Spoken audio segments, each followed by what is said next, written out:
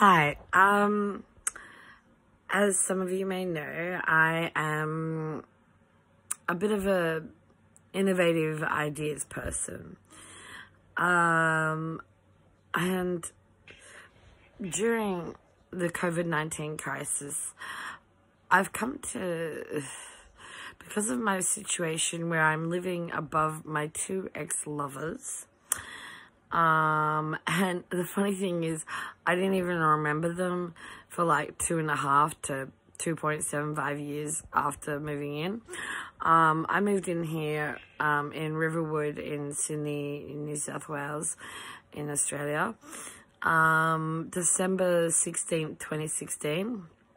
And, it wasn't until after my vehicle was stolen that I started remembering, it was like somewhere between August and October 2019 that I started to recall, oh my god, I know you two idiots.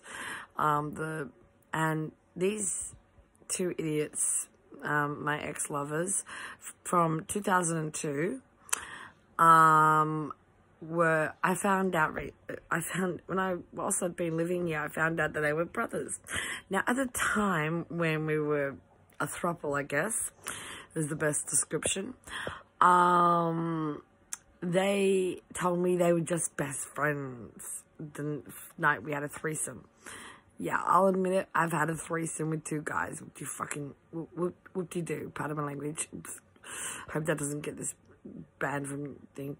Try not to swear, sorry. But yeah, so unbeknownst to me, I was kind of seeing two brothers, with their full knowledge from day one, sort of thing.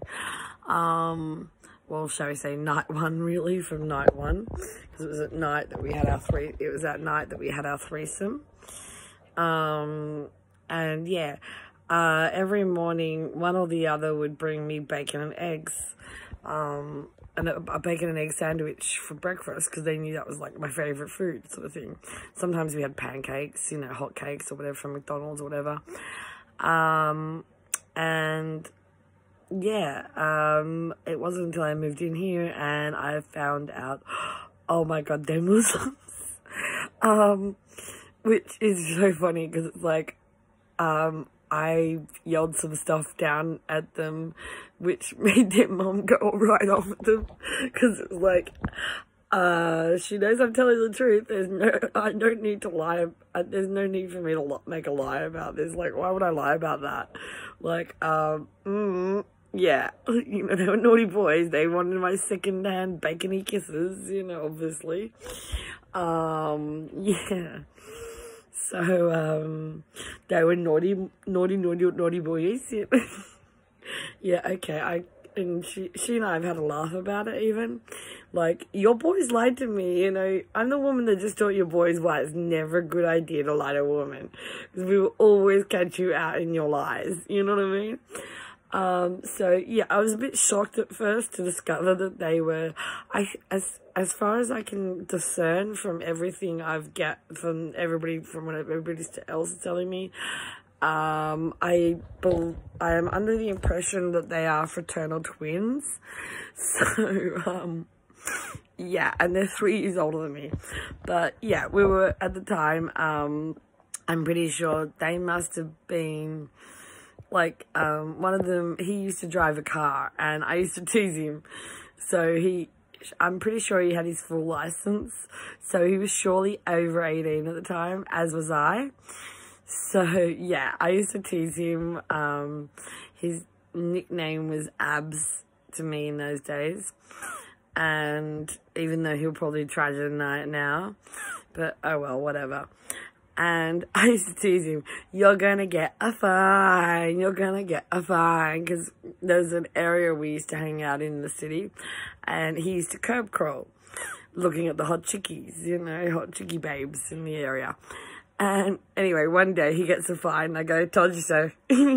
Anyway, he ends up getting a job, at one of the nightclubs I was working at as a DJ. And one night we're flirting so bad that, our manager is like, oh, would you two just go get a room? So Abs and I were like, really? And he's like, yeah, our manager Archie was like, yeah, just, OJ, would you cover Ab's shift? And OJ was the bartender, and OJ's like, yeah, sure, no worries. So Abs and I ran up to the, practically raced each other up to this room to find a room that's available, that was like, not in use. And, anyway,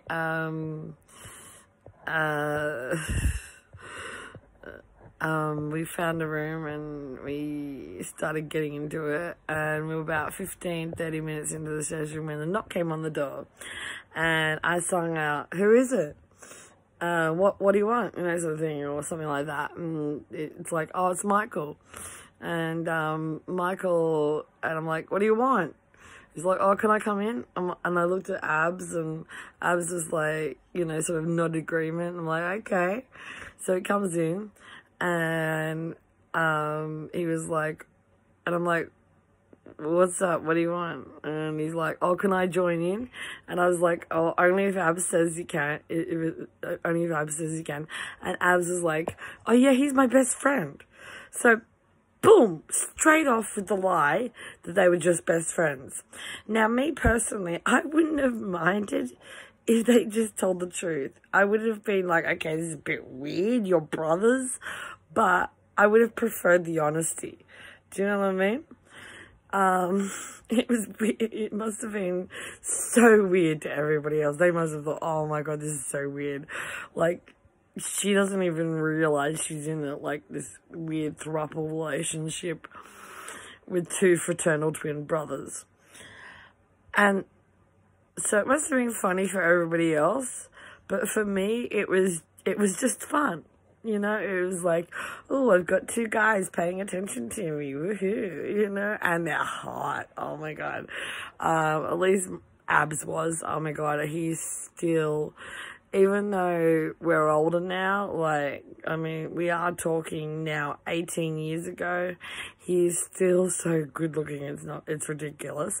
He's still a 10 out of 10, model hot, actor hot, Tom Cruise, Brad Pitt level hot.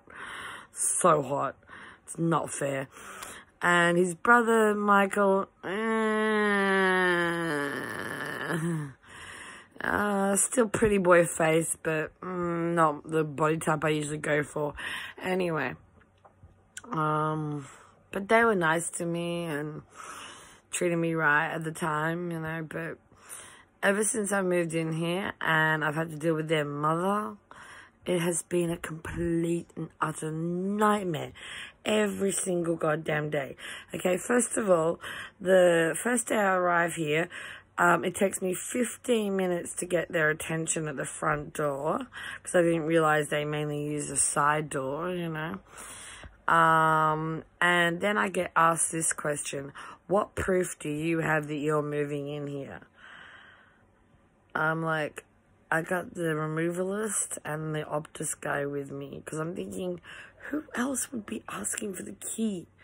Because I had to do a swap with somebody, because we're in housing. And anyway, public housing. Anyway, then a few weeks later, I had my storage box, taxi box being delivered. So the night before, I'd put the couple of the communal bins out with a sign on them explaining that I was just using the bins to mark out 2 parking spaces for the my taxi box to be delivered. And I had a feeling, I don't know why I had a feeling. So I got up early that morning. Sure enough, 6:30, their mother goes out and starts pulling the bins in. So I race down and I'm like, "Oi, what are you doing?" I explained to her that I'm expecting a delivery of a storage box and I need 2 parking spaces. And I'd already calmed down once she'd agreed to leave them alone. I said, "Look, as soon as the guys get here, I'll move the bins in." Because I couldn't believe the nerve of her ripping the signs off and then trying to pull the bins in. Then this other woman, Bree, from apartment 29, races down and goes, "She's only doing that because housing and the council will give her a hard time over it, which to me seems as a poor bloody excuse and was an unnecessary intervention. And then from then on, like after that day, every night I tried to take my garbage out, they started hassling me, and then they started using police to harass me. And it was just unbelievable. It was like, what the hell is your problem, weirdos? Because I couldn't even remember them at the time. Thinking, what is these weirdos' obsession with the bloody bins, you know? I couldn't believe it. I was just so annoyed. Anyway, the only reason why I mentioned that is because not long after I'd been, because at the time, I don't know whether I was a waitress or a stripper. I can't remember exactly what I was doing back then. But, yeah, there was an incident where they've basically tried to embarrass me for what I used to do up in the area we used to hang out in. The area we used to hang out in was King's Cross. So, yeah. That's where we met. And yeah, I'm just the only reason why I'm mentioning this is because it's like they have tried to use slurs like prostitute, slut, skank, fat B-at, you know, B-word, you know, and so many other things to try and shame and humiliate me and things like that. And it's like, oh my God. It just astounds me. It's like, why are these words still being used by people to try and shame women for their sexuality? Like, I'm bisexual with a heavy lesbian lean right now. Yeah. I, like many women, are sick to death of the words slut, skank, whore, prostitute, blah, blah, blah, blah, blah, you know, all these words used to try to shame and embarrass a woman, because it's like, oh my God, there's a series called Underbelly, The Golden Mile. I highly recommend you all watch it, because the prostitutes up there, none of us were actually prostitutes. We were all fake. Fake as. None of us, the majority of us were lesbians, actually. Majority of us were lesbians or bisexuals or queers, or tomboy straights. Basically, 60% of the women up there were lesbians, 10% bisexual, like myself, 10% were queer, like my girlfriend, Angel, 10% were,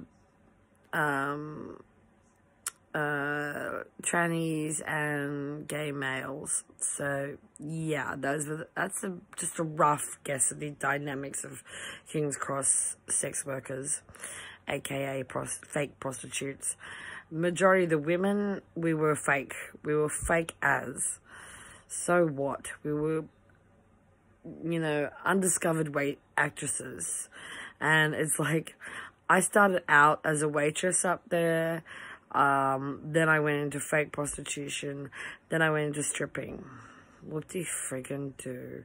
I even did daytime managing up there. I was very well respected, very well trusted by most of the bosses up there. So, to all those people out there who think that prostitution is somehow demeaning or whatever, no. When you work in a place like King's Cross, it's empowering. I was mostly doing BDSM dominant mistress stuff. I was mostly a sex therapist.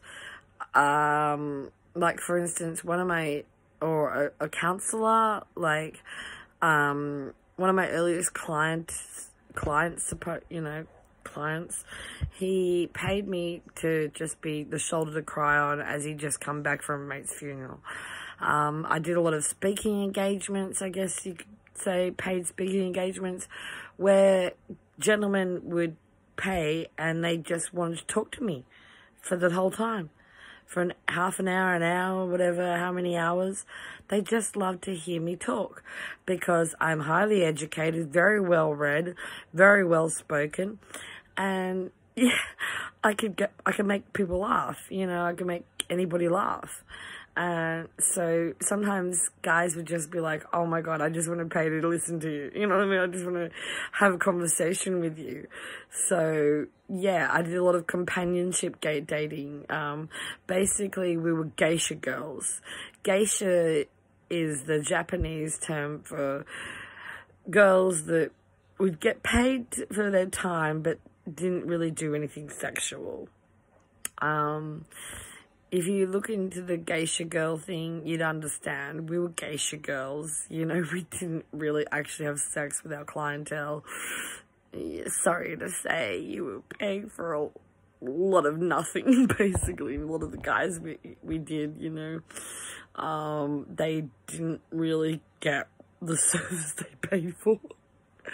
And it's so awesome now that we can finally all talk about it and laugh about it, like... yeah, none of us really had sex with our clientele.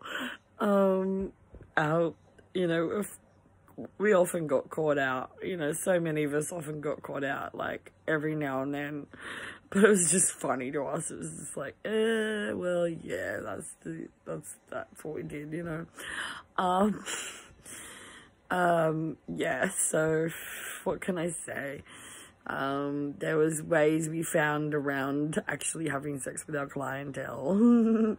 If you watch the Underbelly, the Golden Mile series, you'll understand what I'm talking about. Anyway, so yeah, none of us were really prostitutes, and, I just can't believe it's 2020, and yet still women's sexuality is, you know, all women's sex lives, we're still expected to, like, be, we're still, you know, people, especially males, but even other females, are still thinking it's okay to try and embarrass and shame us for even having had a sex life or whatever. It's just ridiculous. Like, seriously, yeah, okay, I've had a sex life, whoop-de-friggin' I'm a normal Australian woman. It's perfectly normal, you know, in our culture for that to happen. I don't understand why people think that having a sex life somehow makes you immoral. It doesn't. I have morals, I have standards, I have principles, I have ethics. There are many things I have refused to do because based on my own morals and principles and ethics. And it's like, if you think that it was, what I did was demeaning or whatever, that's your thing.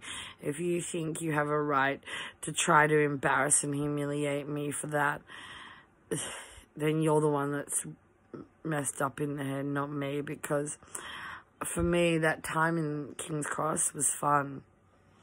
It was fun. I made so much money. It's not funny. Yeah. I mean, when you're earning 1,000 in a weekend, yeah, exactly. Easily, most of us were making 1,000 in a weekend. Some, you know, and I mean, that's the thing, is like, but that barely covered all our bills, you know, like, seriously. So, you can try and shame me, embarrass me, and humiliate me for all you want, but it's like, I work 2 nights a week and I got $1,000, so yeah, I'm not gonna feel sorry about it. And if the government see this, by the way, just FYI, I've already confessed to the police, and I've told the truth. And Centrelink, you can go ahead and check your records. you'll find that I was off Centrelink New Start benefits between my Campsie address and my Newtown address. And a girl named Raquel Groom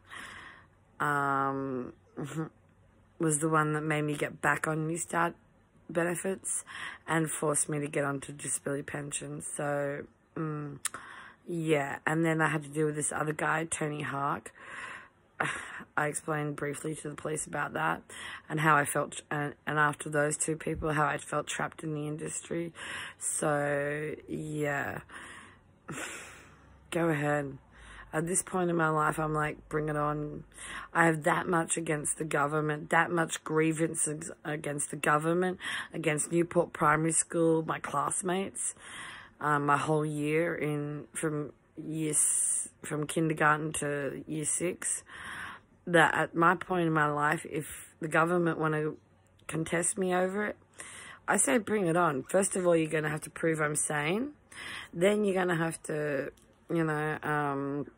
then you're going to have to, I'll give you everything, I'll tell you everything you've intervened in my life unnecessarily, and all the grievances I have against you. And yeah, your whole case against me as a parent will fall apart, and you'll be forced to give me back my child. And not only that, you'll end up having to pay me the 30 to 40 million you bloody owe me. Because I should have been paid as a child carer for looking after my insane mother. My dad died when I was 5.5, and I was left all by myself to take care of my insane mother from 5.5 to 18. So I'm owed $208,000 or more by Centrelink for being a child carer. So if Centrelink have a problem with me, they can see me in court, and I don't care, because I'm sick to death of being silent. I'm sick to death of people trying to silence me. I'm sick to death of having this, thing hanging over my head like an axe ready to swing, The pendulum having, of an axe, like a guillotine, sort of thing. I say, I was a child. I was a child trying to survive in an adult's world. Under 25 years old, your brain is not fully developed. There is scientific research and evidence that, says that your brain is not fully developed until you're 25. So, yeah, okay, I may have done the wrong thing, but the thing is, because of being on those antipsychotic medications, I had no short-term memory, and that's a fact. The fact that it took me 3 attempts to get my Cert 3 in fashion design proves that, because it was only on the 3rd attempt, when I was finally off the medication, that I got my Cert 3, because I could finally remember what the teacher just said 5 minutes ago. So at this point in my life, I say, government, bring it on, because I am owed compensation. I am owed so much compensation. 10.5 to 30 mil easy, or 40 mil easy, in compensation. So if the government want to have a go at me, I say bring it on, because at this stage in my life, I've got all the things that will prove you owe me money and you owe me my daughter back. Your whole case against me falls apart, the whole case against me with docs falls apart, because their whole case was based on the fact that I had a misdiagnosis of bipolar when I was 18, when I most likely have ADHD, not bipolar. It's a common misdiagnosis. Do your research. When docs took me to court over my daughter, they didn't fact-check FACT, they didn't fact-check one goddamn thing. They believed the lies of my ex. They believed the lies of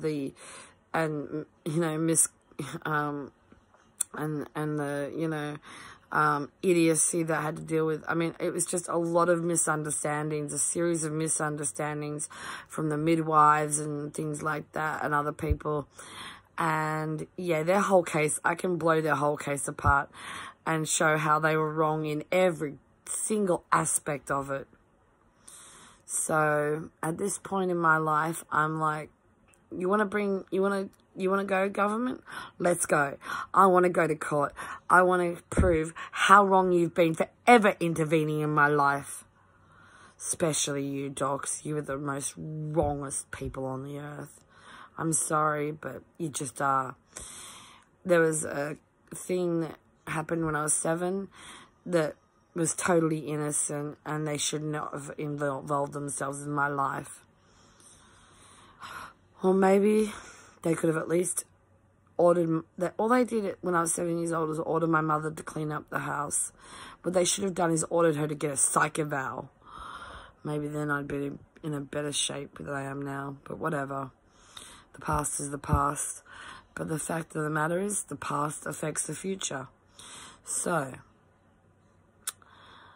if the government sees this and has a problem with it, I say bring it on. I've already got my lawyer. Sent the information to a lawyer, and I've just got to come up with the money to be able to pay him to have a look at it. Because I tell the truth. Everybody in Sydney knows I tell the truth. Doesn't matter what's, I don't need to lie. The truth is always stranger than fiction, as everyone knows.